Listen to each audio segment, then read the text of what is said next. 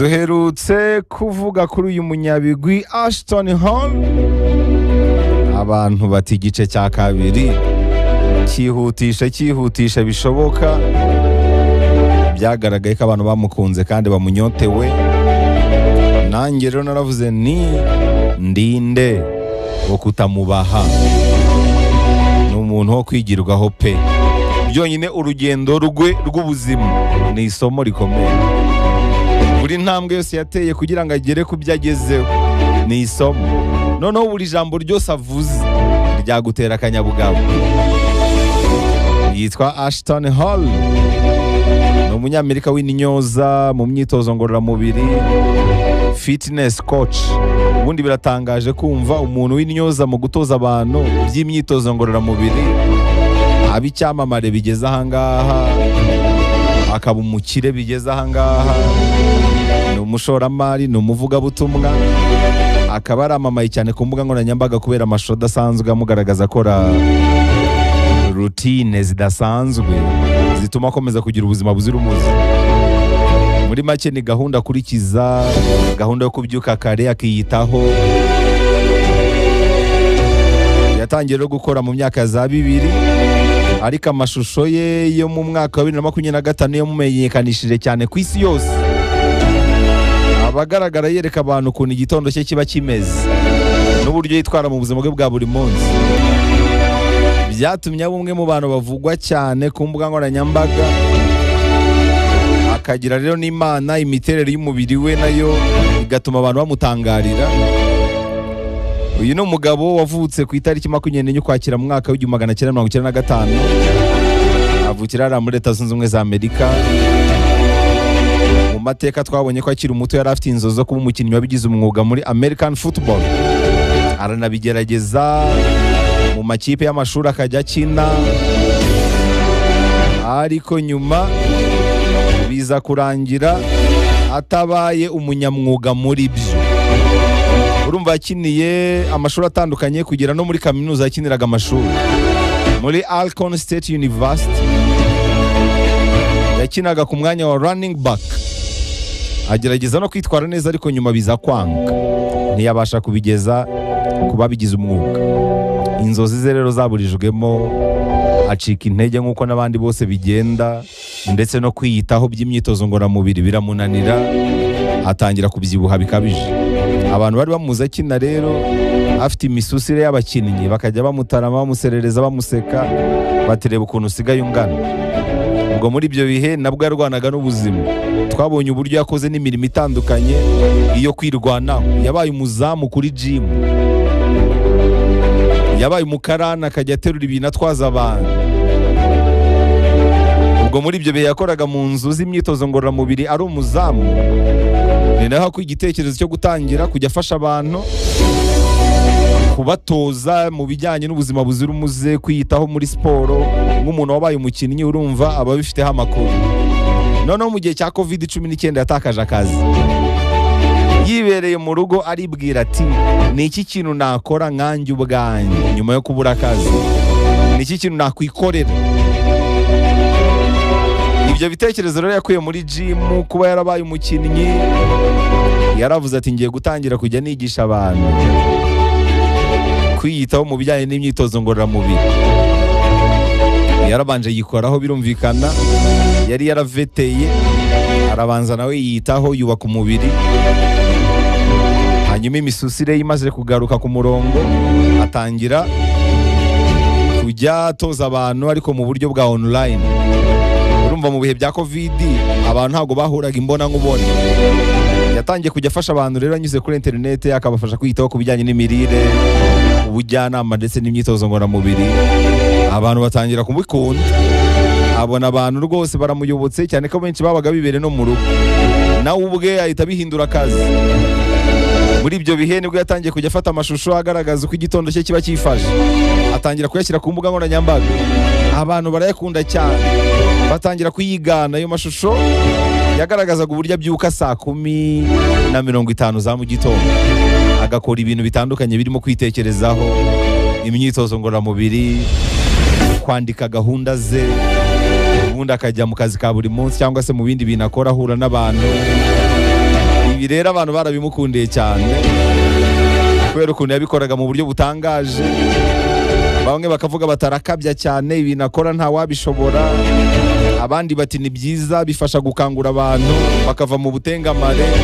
Atangira no kubikoreramo amafaranga, akamamaza, akanacuruza ibikoresho abantu bakoresha by'umwihariko mu kwiyitaho.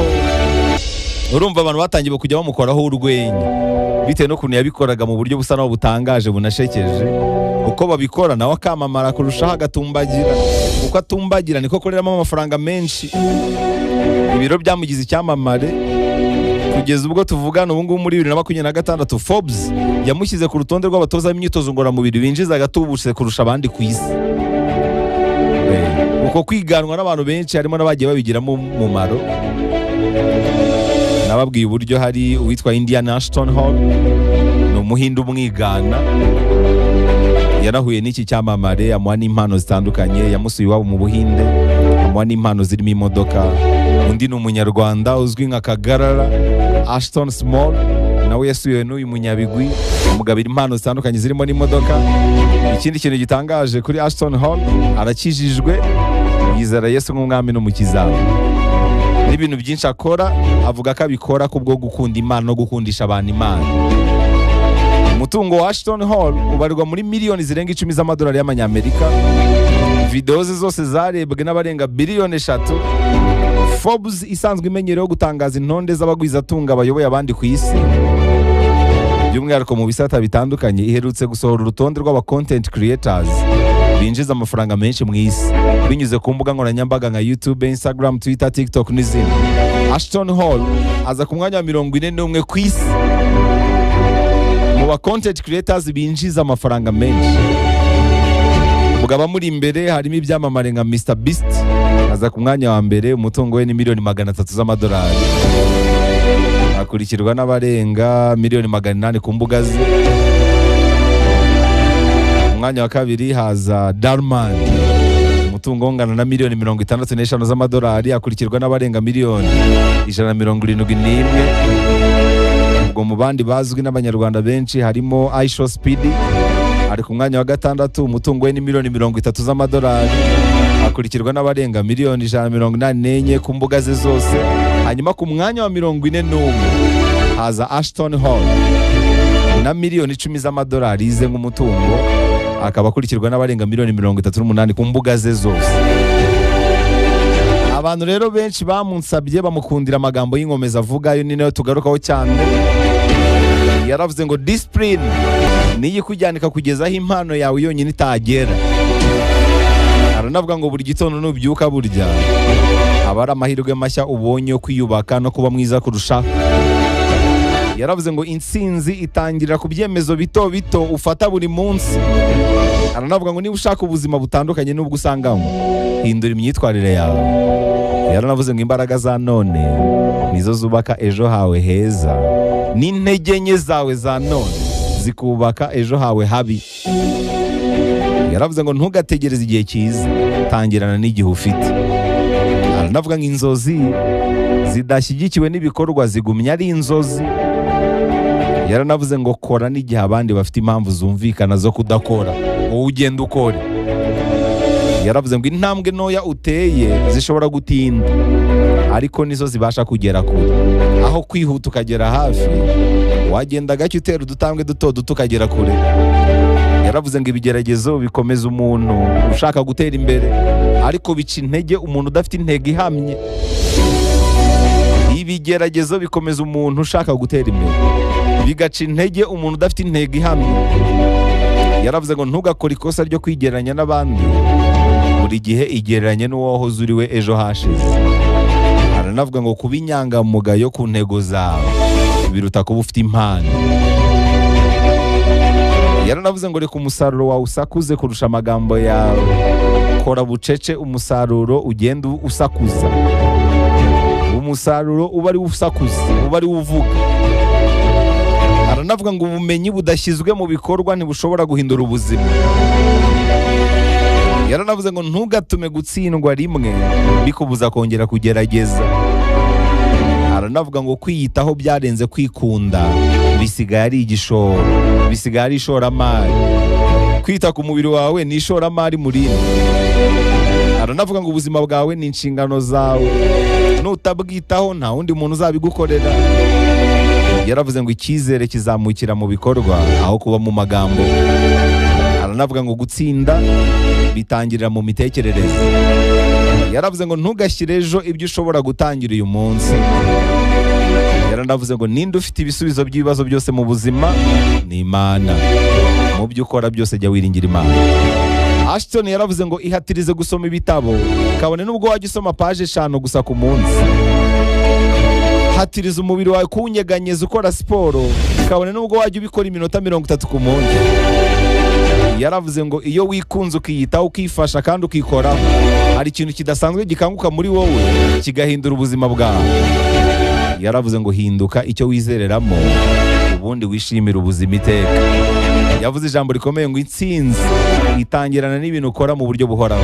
Yaravuze ngo toza imitekerereze yawe mbere yo gutoza umubiri wawe, kuko umubiri wawe ukurikira imitekerereze yawe. Uyu mugabo avuze ijambo rikomeye ngo igaragaze kandi ubikore neza, kabone nubwo uwo munsi waba utabyiyumvamo neza. Icyo nicyo bita discipline, kubikora kabone nubwo waba utabyiyumvamo muri uwo munsi. Aranavuga ngo umusaruro ugenwa no guhozaho aho kunogereza. Mu magambo yose yavuze reka nyasoreze kuri iri. Yaravuze ngo hinduka umuntu ejo hazaza hazagushimira. Ngaya rero amagambo yavuzwe n'uyu munyabigwi ni icyamamare Ashton Hall. Ijambo ryagucitse reka dure kuri YouTube channel _TV. Genda ukore subscribe tubana buri munsi mu ijambo ryahindura ubuzima.